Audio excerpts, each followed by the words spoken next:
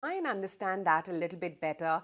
We have with us Sanjay Kumar, the MD at IGL. It's a good time as any to get in a sense of whether they actually see volumes growing up and what really is the way ahead for IGL. Sanjay, great to have you on ET now. Thank you so much for taking the time out.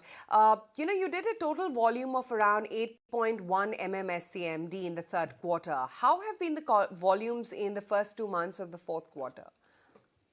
So thanks for having me here, Aisha. And we have actually, we have increased our volume slightly over 8.1. That is the average that we had reported last quarter. Presently, we are clocking about 8.25 to 8.3 million cubic meter per day of volume. So the volume has been growing up. The reason being that the pricing has actually cooled down a bit. While we use more than 8 million cubic meter gas, about 75% of that gas comes from APM, non-APM pack. And the remaining is sourced from the market, whether it is our long-term contracts or the contracts from spot market or gas exchange. Now there the pricing has come down recently, and the pricing presently that we are looking at in these markets is about $14 approximately. So that's a big relief for the CGD companies like us who used to pay pricing in the excess of $30 only 6 months ago. Also wanted to understand if you could just give us a breakup as to what kind of growth you're penciling in from older as well as newer areas, if you could just classify. Yeah, so majority of the volume presently that we are marketing is actually in the areas around Delhi. So the new GAs that we have in Uttar Pradesh, Rajasthan and Haryana, we are commissioning major pipelines there in next 3 months. By June, we will be commissioning major steel pipelines, which will provide actual gas supply to these geographical areas, and the CNG stations would have online gas supply. Presently, the CNG station in these areas are catered by LCVs, commercial vehicles having cascades. So, which is not a very good model, not a very, optimum supply model for CNG stations. So once we commission these steel lines, we will see a lot of growth in new areas like Kanpur, Muzaffarnagar, then in Rajasthan, Ajmer, then Haryana. So we plan that we will have 1 million cubic meter growth from these areas in next financial year. That is by March 24 end. That is the estimates that we have at our end. Mr. Kumar, morning. And the CNG price differential as well to diesel, that has nearly halved. Is there a slowdown in car conversion as well owing to the same? And what is the current conversion rate? Depends on the operator of the geographical area. So for IGL, we have not increased our prices to that extent. We have maintained our prices at the approximate level of 79 rupees in Delhi for last 4 5 months. Now, if the prices are moderate, the conversion rates would continue. Our conversion rate in the month of January has actually increased. From 14,000, we have clocked 16,000 vehicle conversion in the month of January for our geographical areas, the 11 geographical areas that we have. All right. And what part of your CNG volumes are sold to buses and how much to three-wheelers, and which are more likely to be converted to EV according to you or by regulatory intervention?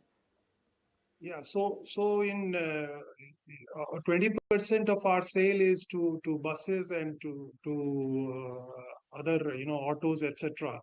Now, some part of that sale may be compromised because of EV buses. Buses are big CNG customer, and in order to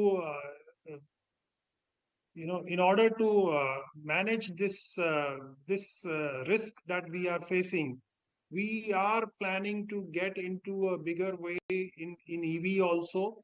And second thing is that we would, if we keep our price moderate, it will be slightly difficult for the decision makers to convert to EVs, because the cost factor is always there in the EVs. but that risk actually pertains to Delhi, which has the possibility of converting to EV, the buses converting to EV. The other areas that we are operating in, they may actually take more than 5 years to convert buses into EVs. That's our call.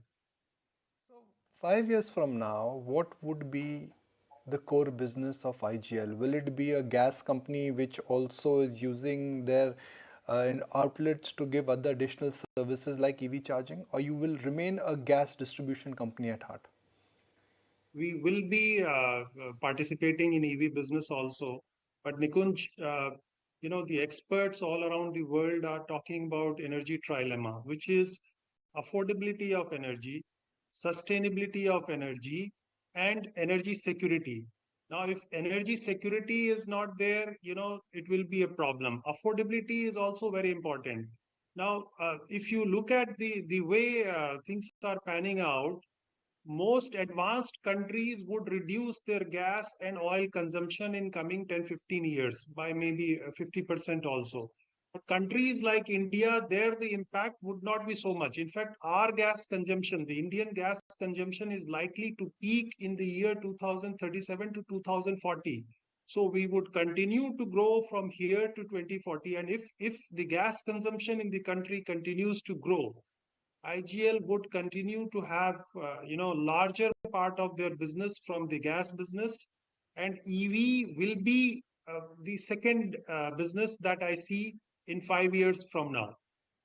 Be able to incubate the EV business because that involves setting up of infrastructure, it involves setting up of charging stations, so infrastructure has to be invested first and the annuity starts later. Can you do it on the existing balance sheet with the existing cash flows? We are debt free company, and we do not see any problem in that. Moreover, the EV business has come up with its own model. People are actually offering that annuity. They set up the charging facility, and they try and get some share of some percentage of revenue that comes from the charging business. That model is also very prevalent. We have come across that.